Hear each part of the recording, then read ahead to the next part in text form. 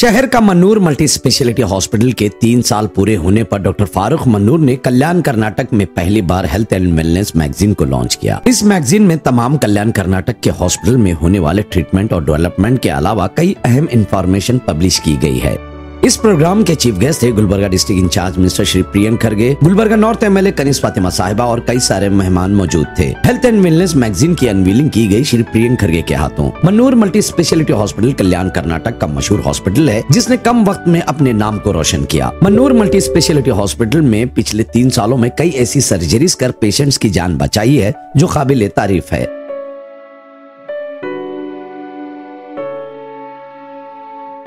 इस हॉस्पिटल के managing director doctor Farooq Mannur, जो कि एक सोशल वर्कर भी हैं, जो गरीब और जरूरतमंद लोगों का इलाज कम कीमतों पर करते हैं। हॉस्पिटल के 3 साल पूरे होने पर डॉक्टर फारूक मन्नूर ने कॉम्पिटिटिव एग्जाम लिखने वाले 50 गरीब स्टूडेंट्स की पढ़ाई के लिए बुक्स भी डिस्ट्रीब्यूट किया और साथ ही स्पोर्ट्स स्कॉलरशिप के नाम पर अंडर जूनियर टेनिस प्लेयर को हर महीना 5,000 रुपए स्पॉन्सर भी करते हैं ताकि स्पोर्ट्स में स्टूडेंट अपना और गुलबर्गा शहर का नाम रोशन करे।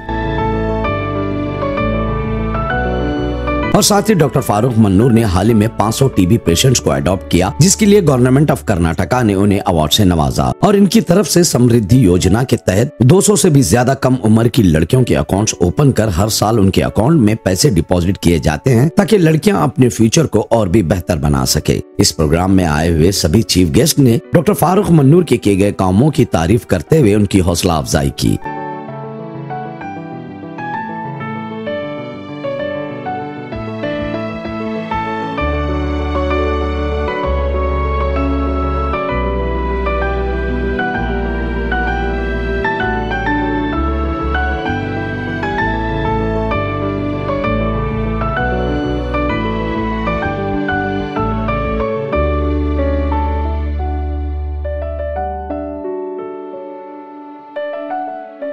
ಮೊದಲನೇದಾಗಿ ವೇದಿಕೆ ಮೇಲೆ ಇರುವಂಥ ಎಲ್ಲ ಗಣ್ಯಮಾನ್ಯರಿಂದ ತಮ್ಮಿಂದ ಹಾಗೂ ವೈಯಕ್ತಿಕವಾಗಿ ನಾವು ಡಾಕ್ಟರ್ ಫಾರೂಕ್ ಮನ್ನೂರ್ ಅವರ ಹಾಗೂ ಅವರ ಇಡೀ ಕುಟುಂಬಕ್ಕೆ ತಮ್ಮ ಪರವಾಗಿ ಹಾಗೂ ವೈಯಕ್ತಿಕವಾಗಿ ನಾನು ಅವರಿಗೆ ಅಭಿನಂದನೆಯನ್ನು ನಾನು ಸಲ್ಲಿಸ್ತಾ ಇದ್ದೀನಿ।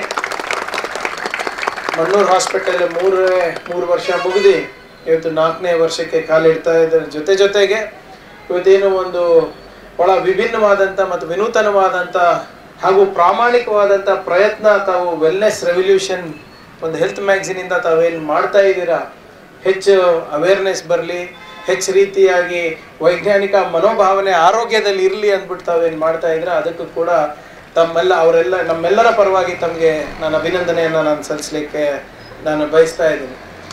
ಡಾಕ್ಟರ್ ಫಾರೂಕ್ ಅವ್ರ ಬಗ್ಗೆ ನಾನು ಏನು ಹೇಳೋದಂತ ಗೊತ್ತಿಲ್ಲ, ಯಾಕಂದರೆ ನಾನು ಅವ್ರಿಗೆ ಭೇಟಿಯಾದಾಗಿಂದ ಪಾಪ ಯಾವಾಗಲೂ ಆಗೋದಕ್ಕಿಂತ ಮುಂಚೆನೂ ಅಷ್ಟೇ ನಾನು ಅವ್ರಿಗೆ ವೈಯಕ್ತಿಕವಾಗಿ ಹೆಚ್ಚು ನಾನು ಭೇಟಿಯಾಗಿರಲಿಲ್ಲ, ಆದರೆ ಫೋನ್ ಮಾಡಿ ನಮ್ಮ ಕಷ್ಟಗಳು ಹೇಳ್ಕೊಂಡಾಗ ಎಲ್ಲನೂ ಕೂಡ ಸ್ಪಂದಿಸಿದ್ದಾರೆ। ಸೊ ಅದಕ್ಕೆ ಭಾಳ ಜನ ನಮ್ಮ ಚಿತ್ತಾಪುರ ಚಿಂಚೋಳಿ ಮಂದಿ ಎಲ್ಲ ಅಡ್ರೆಸ್ ಇಲ್ಲೇ ಇದೆ। ಈಗ ನಮ್ಮ ಸರ್ಕಾರ ಬಂದದ ಅಂತ ಸ್ವಲ್ಪ ಜಿಮ್ಸಿಗೆ ಹೋಗ್ತಿರ್ಬೇಕು, ಆದರೂ ಕೂಡ ಅಲ್ಲಾಗ್ಲಾರ ಚಿಕಿತ್ಸೆ ಇಲ್ಲಿ ಖಂಡಿತವಾಗೂ ಆಗುತ್ತೆ। ಯಾಕಂದರೆ ಭಾಳ ಸಣ್ಣ ವಯಸ್ಸಿನಲ್ಲಿ ಮತ್ತು ಭಾಳ ಅಲ್ಪ ಅವಧಿನಲ್ಲಿ ಮನ್ನೂರ್ ಹಾಸ್ಪಿಟ್ಲಿಗೆ ಮತ್ತು ಅಲ್ಲಿರುವಂಥ ಡಾಕ್ಟರ್ಸ್ಗಳಿಗೆ ಮತ್ತು ವಿಶೇಷವಾಗಿ ಡಾಕ್ಟರ್ ಫಾರೂಕ್ ಅವರಿಗೆ ಬಹಳ ಗುಡ್ ವಿಲ್ಲನ್ನು ತಂದಿದೆ ಅಂತ ನಾನು ಹೇಳಕ್ಕೆ ಬಯಸ್ತಾ ಇದ್ದೀನಿ। ಯಾಕಂದರೆ ಈ ಗುಡ್ ವಿಲ್ ಯಾಕೆ ಬರ್ತಾ ಇದೆ ಅಂದರೆ ತಾವು ಗುಣಮಟ್ಟದ ಚಿಕಿತ್ಸೆ ಜೊತೆಯಾಗಿ ಆ ಮಾನವೀಯತೆಯ ಸ್ಪರ್ಶ ಏನು ಕೊಡ್ತಾ ಇದ್ದೀರಾ ಅದು ಬಹಳ ಪ್ರಮುಖವಾದಂಥ ವಿಷಯ ಅಂತ ನನ್ನ ವೈಯಕ್ತಿಕ ಅಭಿಪ್ರಾಯ। ಯಾಕಂದರೆ ಚಿಕಿತ್ಸೆ ಎಲ್ಲನೂ ಆಗ್ಬೋದು, ಕೆಲವು ಕಡೆ ನೀವು ಹೇಳ್ದಂಗೆ ದೊಡ್ಡ ಹಾಸ್ಪಿಟ್ಲಿಗೆ ಕಾರ್ಪೊರೇಟ್ ಹಾಸ್ಪಿಟ್ಲಿಗೆ ಹೋದಾಗ ಅವ್ರಿಗೆ ಲಕ್ಷಾಂತರ ರೂಪಾಯಿ ಚಾರ್ಜ್ ಮಾಡ್ಬೋದು, ಗುಣಮಟ್ಟ ಆಗ್ತೋ ಇಲ್ಲೋ ಗೊತ್ತಿಲ್ಲ, ಇಲ್ಲೂ ಕೂಡ ಯಾವುದೇ ಗ್ಯಾರಂಟಿ ನಾವು ಕೊಡ್ಲಿಕ್ಕೆ ಆಗಲ್ಲ, ನಾವು ಯಾರು ದೇವರಲ್ಲ। ಆದರೆ ನೀವು ಹೇಳ್ದಂಗೆ ಕಾರ್ಪೊರೇಟ್ ಏನು ಹಾಸ್ಪಿಟ್ಲಲ್ಲಿ ಏನು ಟ್ರೀಟ್ಮೆಂಟ್ ಇರುತ್ತೆ ಅದೇ ಪ್ರೊಸೀಜರ್ಸ್ನ ತಾವು ಮಧ್ಯಮ ವರ್ಗದವರಿಗೆ ಮತ್ತು ಬಡವರಿಗೆ ಕೊಡ್ತಾ ಇದ್ದೀರಲ್ಲ, ಅದರಿಂದ ತಮಗೆ ಭಾಳ ಜನರ ಆಶೀರ್ವಾದ ಮಾಡ್ತಾ ಇದ್ದಾರೆ। ಈ ಆಶೀರ್ವಾದ ನಿಮಗೆ ಮುಂಬರುವ ದಿನಗಳಲ್ಲಿ ನೀವೇನು ಹೇಳ್ತಾ ಇದ್ದೀವಿ, ಇವತ್ತು 60 ಬೆಡ್ ಇದೆ, ಅದು 200 ಬೆಡ್ ಆಗೇ ಆಗುತ್ತೆ ಖಂಡಿತವಾಗಿ। 200, 800, 1000 ಕೂಡ ಆಗೋದ್ರಲ್ಲಿ ಯಾವುದೇ ಅನುಮಾನ ಇಲ್ಲ। ಯಾಕಂದರೆ 2 ಗುಣಗಳಿವೆ ತಮ್ಮ ಹತ್ರ, ಒಂದು ಮಾನವೀಯತೆ ಮೆರೆಯೋದು ಒಂದು ಏನು ಎಲ್ಲರಿಗೂ ಬರೋದಿಲ್ಲ, ಒಂದನೇದು, ಎರಡನೇದು ನೀವು ನಿಮ್ಮ ಏನು ವೃತ್ತಿಯನ್ನು ಬಿಟ್ಟು ತಾವೇನು ಕೆಲಸ ಮಾಡ್ತಾ ಇದ್ದೀರಾ, ಕಾಯಕ ಮಾಡ್ತಾ ಇದ್ದೀರಾ, ಬಸವಣ್ಣ ತತ್ವ ಏನು ಕಾಯಕವೇ ಕೈಲಾಸ ಅಂದ್ಬಿಟ್ಟು ನಂಬಿ ತಾವು ಮಾಡ್ತಾ ಇದ್ದೀರಾ, ಖಂಡಿತವಾಗೂ ಜನರ ಮೆಚ್ಚುಗೆಗೆ ತಾವು ಪಾತ್ರರಾಗಿದ್ದೀರಾ.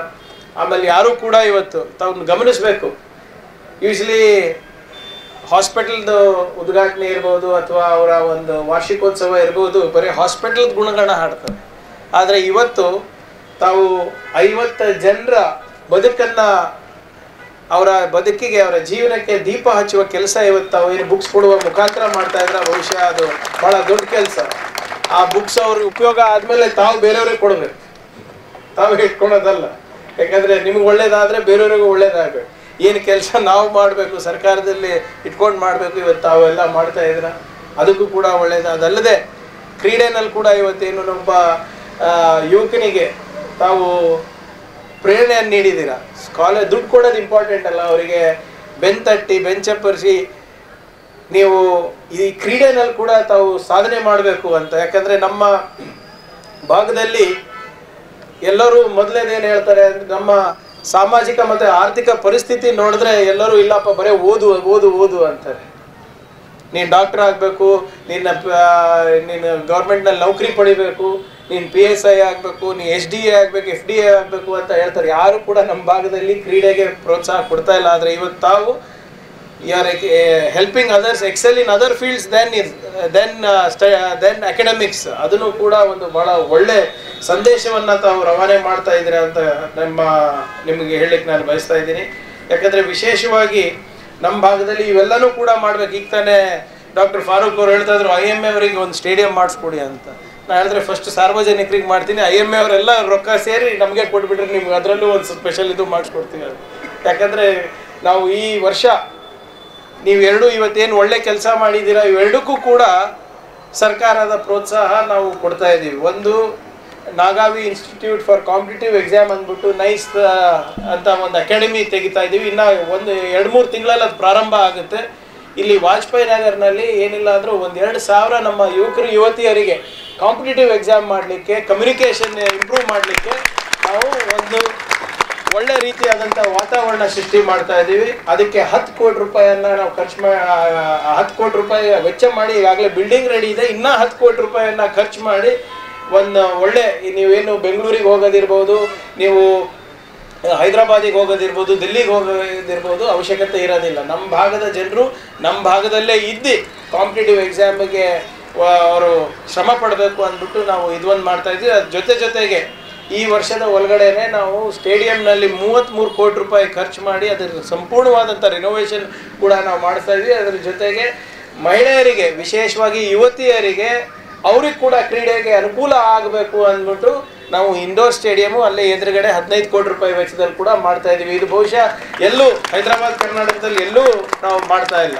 ಇದು ಯಾಕೆ ಹೇಳ್ತಾ ಇದ್ದೀನಿ ಅಂದರೆ, ತಾವು ಇವತ್ತೇನು ನಾವು ಸರ್ಕಾರದ ಸಂಕಲ್ಪ ಏನಿದೆ ಅದು ತಾವು ಕೂಡ ಕೈ ಜೋಡಿಸ್ತಾ ಇದ್ದೀರಾ. ಅದಕ್ಕೆ ಸರ್ಕಾರದ ಪರವಾಗಿ ಹಾಗೂ ವೇದಿಕೆಯಲ್ಲಿರುವಂಥ ಎಲ್ಲ ಗಣ್ಯಮಾನ್ಯರ ಪರವಾಗಿ ತಮಗೆ ನಾನು ಅಭಿನಂದನೆಯನ್ನು ಸಲ್ಲಿಸ್ಲಿಕ್ಕೆ ನಾನು ಬಯಸ್ತಾ ಇದ್ದೀನಿ. ಮತ್ತು ವಿಶೇಷವಾಗಿ ತಾವು ಇವತ್ತೇನು ವೆಲ್ನೆಸ್ ರೆವಲ್ಯೂಷನ್ ಅಂತ ತಾವು ಮ್ಯಾಗ್ಝಿನ್ನ ತಾವು ಪ್ರಕಟಣೆ ಲೋಕಾರ್ಪಣೆ ಮಾಡಿದ್ದೀರಾ, ಅದು ಬಹುಶಃ ಭಾಳ ಪ್ರಸ್ತುತ ಅಂತ ನನ್ನ ಅನಿಸಿಕೆ ಆಗಿದೆ. ಯಾಕಂದರೆ ಮುಂಚೆ ಏನಿರ್ತಾ ಇತ್ತು, ಸಮಾಜದಲ್ಲಿ ಡಾಕ್ಟರ್ ಅಂದರೆ ಭಾಳ ಗೌರವಾನ್ವಿತ ಕಾಣ್ತಾ ಇದ್ವಿ. ಆದರೆ ಕರೋನಾ ಸಂದರ್ಭದಲ್ಲಿ ನಿಜವಾಗ್ಲೂ ಅವ್ರ ವ್ಯಾಲ್ಯೂ ಗೊತ್ತಾಯ್ತು ಎಲ್ಲರಿಗೂ. ಅವರು ತಾವು ಎಸ್ಪೆಷಲಿ ಸರ್ಕಾರದ ಸಿಬ್ಬಂದಿಗಳು ಮತ್ತು ಡಾಕ್ಟರ್ಗಳು ಅವರು ಎಲ್ಲನೂ ಅವರ ಮನೆ ಮಠ ಎಲ್ಲ ಬಿಟ್ಟು ಯಾವಾಗ ಲಾಕ್ಡೌನ್ ಇತ್ತು ತಾವೆಲ್ಲರೂ ಕೆಲಸ ಮಾಡಿದ್ರಿ. ಅವಾಗ ಎಲ್ಲರಿಗೂ ವಿಶೇಷವಾಗಿ ಡಾಕ್ಟರ್ಸ್ ಅವರ ಕೀಮತ್ತನ್ನು ಗೊತ್ತಾಗಿ ಕೇಂದ್ರ ಸರ್ಕಾರದವರು ತಮಗೆ ಕರೋನಾ ವಾರಿಯರ್ಸ್ ಅಂತ ಬಿರುದು ಕೊಟ್ಟರು. ಅದೇನು ಆದಮೇಲೆ ಏನು ಕೊಟ್ಟಿಲ್ಲ, ಅದು ಬೇರೆ ವಿಷಯ. ಆದರೆ ಒಂದು ಸೈನಿಕರ ರೂಪದಲ್ಲಿ ತಾವು ಕೂಡ ದೇಶವನ್ನು ಕಾಪಾಡ್ತಾ ಇದ್ದೀರಾ ಅಂದ್ಬಿಟ್ಟು ಆ ಮಟ್ಟಕ್ಕೆ ಇದು ಹೋಯ್ತು. ಆದರೆ ಇದು ಯಾಕಿದು ಮ್ಯಾಗ್ಝಿನ್ ಒಳ್ಳೆಯದು ಅಂತ ಹೇಳ್ತಾ ಇದ್ದೀನಿ, ಬಹುಶಃ ಜನರು ಓದಬೇಕಿದು. ಇವಾಗಿಂದ ಡಾಕ್ಟರ್ಸಿಗೆ ಪ್ರಾಬ್ಲಮ್ ಏನು ಗೊತ್ತು ಸುಭಾಷ್ ರಾಠೋಡ್ ಸಾಹೇಬ್ರೆ, ಇಂಟರ್ನೆಟ್. ಎಲ್ಲರೂ ಇವ್ರು ಬರೋದಕ್ಕಿಂತ ಮುಂಚೆನೇ ಗೂಗಲ್ ಮಾಡ್ಕೊಂಡು ಬಂದಿರ್ತಾರೆ, ನನಗೆ ಈ ರೋಗ ಅದ, ಇದು ಮಾಡ್ರಿ ಅದು ಮಾಡ್ರಿ ಅಂತ. ಹೌದಾ ಇಲ್ಲ doctor sir? Before you treat them they are telling you what needs to be treated.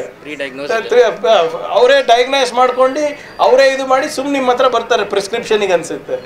ಅದಕ್ಕೆ ಇವತ್ತು ಏನು ಈ ಮ್ಯಾಗ್ಝಿನ್ ತೆಗೆದಿದ್ದೀರಾ, ಬಹುಶಃ ಎಲ್ಲರೂ ಅದ್ರ ಬಗ್ಗೆ ಓದ್ಕೊಂಡ್ರೆ ವೈಜ್ಞಾನಿಕ ಮನೋಭಾವನೆಯಿಂದ ನಾವು ಆ ಆರೋಗ್ಯವನ್ನು ಕಾಪಾಡುವ ನಿಟ್ಟಿನಲ್ಲಿ ಜನರಿಗೆ ಒಂದು ಪ್ರಚಾರ ಆಗುತ್ತೆ, ಅನುಕೂಲ ಆಗುತ್ತೆ ಅಂತ ನಾವು ಭಾವಿಸ್ತಾ ಇದ್ದೀವಿ. ಮತ್ತು ವಿಶೇಷವಾಗಿ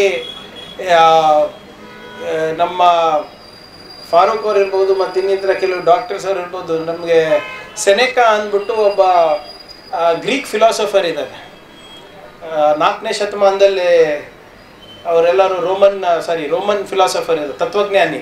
ಅವ ಏನು ಹೇಳ್ತಾನೆ ಅಂದರೆ, people pay the doctor for his trouble, people pay the doctor for his trouble, for his kindness they remain in debt, for their kindness they remain in debt. ಅಂದರೆ ನೀವು ಡಾಕ್ಟರ್ ಹತ್ರ ಹೋದಾಗ ಅವು ಏನು ಕಷ್ಟಪಟ್ಟು ನಿಮಗೆ ಚಿಕಿತ್ಸೆ ಕೊಡ್ತಾನೆ, ಅದಕ್ಕೆ ನೀವು ರೊಕ್ಕ ಕೊಡ್ತೀರಿ. ಆದರೆ ಅವರು ಏನು ಮಾನವೀಯತೆ ಮೆರೀತಾನೆ, ಏನು ಕರುಣೆ ತೋರಿಸ್ತಾನೆ, ಅದು ಹೆಂಗೆ ನೀವು ತೀರಿಸ್ಲಿಕ್ಕೆ ಆಗ್ತದೆ? ಅದಕ್ಕೆ ನೀವು ಯಾವಾಗಲೂ ಸದಾ ಅವರಿಗೆ ಚಿರಋಣಿಯಾಗಿರ್ಬೇಕಾಗುತ್ತೆ ಅಂತ ಅವ್ರು ಹೇಳ್ತಾರೆ. ಸೊ ಆದ್ದರಿಂದ ಇವತ್ತು ಡಾಕ್ಟರ್ ಫಾರೂಕ್ ಅವರು ಬರೇ ಚಿಕಿತ್ಸೆ ನೀಡೋದಷ್ಟೇ ಅಲ್ಲದೆ ಅವರೇನು ಕರುಣೆಯಿಂದ, ಕರುಣೆಯಿಂದ ಅವರು ಅವರ ಪೇಷಂಟ್ಸನ್ನು ಕಾಣ್ತಾ ಇದ್ದಾರೆ, ಅವರು ಮಾನವೀಯತೆಯ ಸ್ಪರ್ಶವನ್ನು ನೀಡ್ತಾ ಇದ್ದಾರೆ. ಅದು ನಿಜವಾಗ್ಲೂ ಭಾಳ ಶ್ಲಾಘನೀಯ. ಮತ್ತು ವಿಶೇಷವಾಗಿ ಬರೇ ಅವರ ಒಂದು ಸೆಕ್ಟರಿಗೆ ಸೀಮಿತ ಇರಲಾರ್ದೆ ಏನು ಹಲವಾರು ಸಾಮಾಜಿಕ ಚಟುವಟಿಕೆಗಳಲ್ಲಿ ಭಾಗವಹಿಸ್ತಾ ಇದ್ದಾರೆ. ಅದಕ್ಕೂ ಕೂಡ ಅವರು ಒಳ್ಳೆ ಡಾಕ್ಟರ್ ಅಷ್ಟೇ ಅಲ್ಲ, ಅವರು ಒಳ್ಳೆ ನಾಗರಿಕರು ಕೂಡ ಅಂತ ನಾನು ಹೇಳಲಿಕ್ಕೆ ನಾನು ಬಯಸ್ತಾ ಇದ್ದೀನಿ. ಯಾಕಂದರೆ ನಾನು ಇದು ಓದ್ತಾ ಇದ್ದೆ ಅವರ ಏನೇನು ಮಾಡಿದ್ದಾರೆ ಅಂತ. TB ಪೇಷಂಟ್ಸಿಗೆ ದತ್ತು ತಗೊಂಡಿರೋದು ಯಾರೂ ಫೋರ್ಸ್ ಮಾಡಿಲ್ಲ.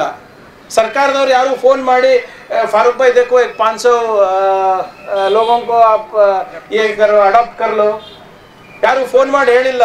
ಸ್ವಚ್ಛತಾ ಅಭಿಯಾನಕ आप ಬ್ರ್ಯಾಂಡ್ ಅಂಬಾಸಿಡರ್ ಬನೋ, ಯಾರು ಹೇಳಿಲ್ಲ. 50 ಮಂದಿ ಯಾರನ್ನ ಅರ್ಜಿ ಹಾಕಿದ್ರನಪ್ಪ ಬುಕ್ಸ್ ಕೊಡಿ ಅಂತ, ಯಾರು ಹಾಕಿರಲಿಲ್ಲ. ಯಾರಾದರೂ ಕೇಳಿದ್ರೆ ಟೆನ್ನಿಸ್ನಲ್ಲಿ ನಮ್ಗೆ ಸ್ಕಾಲರ್ಶಿಪ್ ಕೊಡಿ ಅಂತ, ಯಾರೂ ಕೇಳಿರಲಿಲ್ಲ. ಅದೇ ದುಡ್ಡು ಬಹುಶಃ ಇದಕ್ಕಿಂತ ಇದೇ ಫಂಕ್ಷನ್ ಇನ್ನೂ ದೊಡ್ಡದು ಮಾಡಿಬಿಟ್ಟು ಎಲ್ಲರಿಗೂ ಊಟ ಹಾಕ್ಸ್ಬೋದಾಗಿತ್ತು. ಆದರೆ ಅವರು ಏನು ಮಾಡಿದ್ರು, ದುಡ್ಡು ಪ್ರಶ್ನೆ ಅಲ್ಲ, ಅದೇ ದುಡ್ಡಿಂದ ಒಂದು 4 ಮಂದಿದು ಜೀವನ ಸುಧಾರಣೆ ಮಾಡ್ಬೋದು, ಅವರಿಗೆ ದಾರಿ ದೀಪ ಆಗ್ಬೋದು ಅಂದರೆ ಅದು ಒಳ್ಳೇದು ಅಂತ ಭಾವನೆ ಇಟ್ಕೊಂಡು ಇವತ್ತು ಮಾಡಿದಾರಲ್ಲ, ಅದಕ್ಕೆ ಅವ್ರು ಬರೀ ಒಳ್ಳೆ ಡಾಕ್ಟರ್ ಅಲ್ಲ, ಒಳ್ಳೆ ನಾಗರಿಕರು ಕೂಡ ಅಂತ ನಾನು ಹೇಳಲಿಕ್ಕೆ ನಾನು ಬಯಸ್ತಾ ಇದ್ದೀನಿ. मनूर हॉस्पिटल में जिसके आज 3 साल मुकम्मिल हो गए हैं, 4थे साल में जा रहे हैं और बहुत अच्छा काम कर रहे हैं मनूर हॉस्पिटल में। मैं फारूक साहब को और उनके तमाम स्टाफ को दिली मुबारकबाद देती हूँ, क्योंकि जो भी आप लोगों के पास पेशेंट्स आते हैं माशाल्लाह से सेहतमंद होके जाते हैं। और आप ना सिर्फ फारूक साहब ये हॉस्पिटल का काम करते हैं, बल्कि कई लोगों के कई मदद करते हैं, कई लोगों की। आज आपका मैं दिल से शुक्रिया अदा करती हूँ। मनूर मल्टी स्पेशालिटी हास्पिटल 3 ವರ್ಷ ಆಗಿದೆ. ಇವತ್ತು 4ನೇ ವರ್ಷದಲ್ಲಿ ನಾವು ಇವತ್ತು ಕಾಲಿಡ್ತಾ ಇದ್ದೀವಿ. ನಾನು ಫಸ್ಟ್ ಆಫ್ ಆಲ್ ನನ್ನ ಎಲ್ಲ ಸ್ಟಾಫ್, ಡಾಕ್ಟರ್ಸ್, ನಮ್ಮ ಟೀಮ್, ನಮ್ಮ ಪೇಷಂಟ್ಸ್ ಎಲ್ಲರಿಗೆ ನಾನು ಧನ್ಯವಾದ ಹೇಳಬೇಕಾಗ್ತೀನಿ. ಇದು ಒಂದು ನಿಮ್ಮ ಸಾಹಸ, ನಿಮ್ಮ ಒಂದು ನನ್ನ ಹೆಜ್ಜೆ ಜೊತೆಗೆ ನಿಮ್ಮ ಹೆಜ್ಜೆ, ಇದು ಬಹಳ ಮಹತ್ವ ಇದೆ. ಸೊ ಇವತ್ತು ಏನು ದಿನ ನೋಡ್ತಾ ಇದ್ದೀವಿ, this all success of all the staff ಅಂತ ನಾನು ಹೇಳಕ್ಕೆ ಇಷ್ಟಪಡ್ತೀನಿ. ಮತ್ತೆ ಇದು ಹಾಸ್ಪಿಟಲ್ ನಾವು ತೆಗೆದಿದ್ದ ಕಾರಣ ಏನಂದ್ರೆ, ಒಂದು ಬರೀ ರಿಚ್ ಮಂದಿಗೆ ಸಿಗುತ್ತೆ ಅದು ಒಂದು ಕಾನ್ಸೆಪ್ಟ್ ತೆಗಿಬೇಕಷ್ಟೇ. ಆ ಕಾರ್ಪೊರೇಟ್ ಹಾಸ್ಪಿಟಲ್ ಒಂದು ಗರೀಬರಿಗೂ ಆಗ್ಲಿ, ಒಂದು ಮಿಡಿಲ್ ಕ್ಲಾಸ್ನಿಗೂ ಆಗ್ಲಿ, ಎಲ್ಲರಿಗೂ ಅದು ಅವೈಲೇಬಲ್ ಆಗ್ಬೇಕು. ಯಾಕಂದ್ರೆ ಬಹಳ ಬಡವರು they want to get treatment in the super specialty hospital, multi specialty hospital, but ಆಗಲ್ಲ. ಸೊ ಅದು ಒಂದು ಮನಸ್ಸಿಂದ ಅವ್ರು ತೆಗಿಬೇಕು. ಮತ್ತೊಂದು ಪ್ರೈವೇಟ್ ಹಾಸ್ಪಿಟಲ್ ಏನೋ ಒಂದು ಇಮೇಜ್ ಇದೆ, ಒಂದು ದುಡ್ಡು ದೂಷಣೆ ಮಾಡ್ತಾರೆ, ಆ ಇಮೇಜ್ಗೆ ತೆಗಿಬೇಕಂತ ಹೇಳಿ ಒಂದು ನನ್ನ ಮನಸ್ಸಲ್ಲಿ ಆ ಇಮೇಜ್ ಇಂಪಾರ್ಟೆಂಟ್. ಮತ್ತೆ ನಾವು ಹಾಸ್ಪಿಟಲ್ ಜೊತೆಗೆ ಒಂದು ಸಾಮಾಜಿಕ ಕಾರ್ಯನೂ ಮಾಡ್ತಾ ಇದೀವಿ.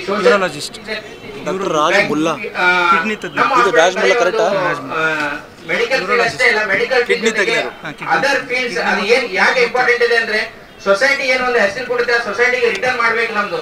ಸೊ ದಟ್ ಈಸ್ ವೈ ನಾವು ನಮ್ಮ ಕಲಬುರಗಿಗೆ ಸ್ವಚ್ಛ ಮಾಡೋದಾಗ್ಲಿ, ನಾವು ಎಲ್ಲಾ ಸ್ಟಾಫ್, ನಮ್ಮ ನರ್ಸಿಂಗ್ ಸ್ಟಾಫ್ ಆಗ್ಲಿ, ಡಾಕ್ಟರ್ಸ್ ಆಗ್ಲಿ, ಕಸ ಬಾರಿಗೆ ತಗೊಂಡು ಸಾಫ್ ಮಾಡಿದೀವಿ ಎಲ್ಲಾ ರೋಡ್ಸ್ ಆಗ್ಲಿ. ಅದಕ್ಕಾಗಿ ನಮ್ಮ ಹಾಸ್ಪಿಟಲ್ ಒಂದು ಬ್ರ್ಯಾಂಡ್ ಅಂಬಾಸಿಡರ್ ಒಂದು ಅವಾರ್ಡ್ ಸಿಕ್ಕಿದೆ.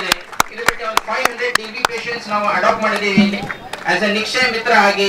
ಕಲ್ಯಾಣ ಕರ್ನಾಟಕ ಭಾಗದ 1500 ನಮ್ಮ ಕಲಬುರಗಿದ 1500 TB ಪೇಷಂಟ್ ನಲ್ಲಿ 500 TB ಪೇಷಂಟ್ ನಿಯರ್ಲಿ 33% ಪೇಷಂಟ್ಸ್ ಗೆ ಅಡಾಪ್ಟ್ ಮಾಡಿ ನಮ್ಮ ಹಾನರಬಲ್ ಗವರ್ನರ್ ಅವ್ರ ಸರ್ ಇಂದ ನಮಗೆ ಒಂದು ಅವಾರ್ಡ್ ಸಿಕ್ಕಿದೆ.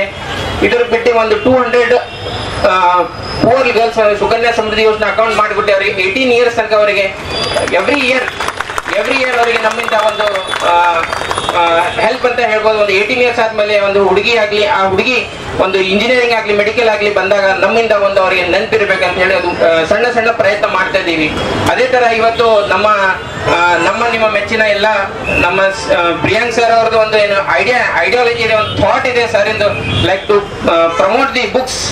ಆ ಬುಕ್ಸ್ ಗೆ ಪ್ರಮೋಟ್ ಮಾಡಿ ಒಂದು ತಲೆಯಲ್ಲಿ ಬಂದು ಇವತ್ತು ಸರ್ ಬರ್ತಾ ಇದಾರೆ ಅಂದ್ರೆ ಸರ್ ಇಂದೇ ಐಡಿಯಾ ತಗೊಂಡು ಒಂದು 50 ಕಾಂಪಿಟೇಟಿವ್ ಎಕ್ಸಾಮ್ ಓದೋ ಹುಡುಗರಿಗೆ ನಾವು ಕರೆದಿ ಅವ್ರಿಗೊಂದು ನಾವು ಕಾಂಪಿಟೇಟಿವ್ ಎಕ್ಸಾಮ್ ಬುಕ್ಸ್ ನಮ್ಮ ಕಡೆಯಿಂದ ನಾವು ಕೊಡ್ತಾ ಇದ್ದೀವಿ. ಇವತ್ತು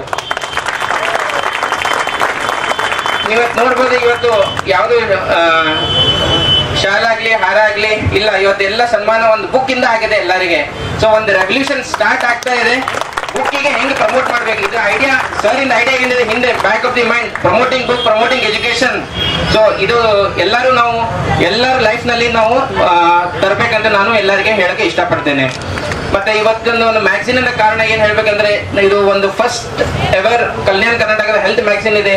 ನಮ್ಮ ಕಲ್ಯಾಣ ಕರ್ನಾಟಕ ಭಾಗದ ಹಾಸ್ಪಿಟಲ್ಸ್ ಆಗ್ಲಿ, ಡಾಕ್ಟರ್ಸ್ ಆಗ್ಲಿ, ನಾವೇನ್ ಮಾಡ್ತಾ ಇದ್ದೀವಿ ಎಲ್ಲರಿಗೂ ತಲುಪಬೇಕು. ನಾವು ಹಿಂದಿನವ್ರು ಇದ್ದೀವಿ, ಇಲ್ಲಿ ಏನೂ ಆಗಲ್ಲ, ಸೋಲಾಪುರ್ ಹೋಗ್ಬೇಕು, ಹೈದರಾಬಾದ್ ಹೋಗ್ಬೇಕು, ಇದು ಮಾತು ಬರಬಾರ್ದು ಅಂತ ಹೇಳಿ ನಾವು ಇದು ಮ್ಯಾಗ್ಝಿನ್ ತೆಗೆದಿದ್ದೀವಿ. ಇದು ಬರೀ ನಮ್ಮ ಹಾಸ್ಪಿಟಲ್ಗೆ ಅಷ್ಟೇ ಇಲ್ಲ, ಇದು ಬೇರೆ ಹಾಸ್ಪಿಟಲ್ ಆಗಲಿ, ಬೇರೆ ಡಾಕ್ಟರ್ಸ್ ಆಗಲಿ ಎಲ್ಲರಿಗೂ ಇದು ಕವರ್ ಆಗುತ್ತೆ. ಎವ್ರಿ 3 months ಅಲ್ಲಿ ಇದು ಬರುತ್ತೆ. ಸೊ ಈ ಮ್ಯಾಗ್ಝಿನ್ ಒಂದು ಒಳ್ಳೆ ಸಕ್ಸಸ್ಫುಲ್ ಆಗಲಿ ಅಂತ ನಾನು ದೇವರಿಗೆ ಬೇಡ್ಕೊತೀನಿ. ಮತ್ತೆ ಸ್ಟೇಜ್ ಮೇಲೆ ಇದೆ ಎಲ್ಲ ಗಣ್ಯರು, ಎಸ್ಪೆಷಲಿ ನಮ್ಮ MLA ಮೇಡಮ್, ಕನೀಶ್ ಫಾದರ್ ಮೇಡಮ್, ಎವ್ರಿ ಟೈಮ್ ಯಾವಾಗಲೂ ಫೋನ್ ಮಾಡಿದ್ರೆ ಮಾತಾಡ್ತಾರೆ, ಏನಿದ್ರು ಹೆಲ್ಪ್ ಕೇಳಿ ಹೇಳ್ತೀನಿ ಅಂತ ಹೇಳ್ತಾರೆ. ಸೊ ನಾನು ಬಹಳ ಥ್ಯಾಂಕ್ ಮಾಡ್ತೀನಿ ನಮ್ಮ MLA ಮೇಡಮ್ ಅವರಿಗೆ, ಫರಾಜ್ ಸರಿಗೆ, ನಮ್ಮ ಸ್ಟೇಜ್ ಮೇಲೆ ಇದ್ದವರು ಸುಭಾಷ್ ರಾಠೋಡ್ ಸರ್ ಆಗಲಿ, ಮದರ್ ಅಲಂಕನ್ ಸರ್ ಆಗಲಿ, ನಮ್ಮ DHO ಸರ್, SHO ಸರ್ ಆಗಲಿ, ಎಲ್ಲರಿಗೆ, ನಮ್ಮ ಸ್ಟಾಫ್ ಆಗಲಿ, ಎಲ್ಲರಿಗೆ ನಾನು ಒಂದು ಧನ್ಯವಾದ ಹೇಳ್ಬೇಕಂತ ಬಯಸ್ತೇನೆ. ಅಟ್ ಲಾಸ್ಟ್ ಮನ್ನೂರ್ ಹಾಸ್ಪಿಟಲ್ ಒಂದು ಮೋಟೋ ಏನಿದೆ, ಒಂದು ಮಾನವೀಯತೆಯ ಮೋಟೋ ಇದೆ.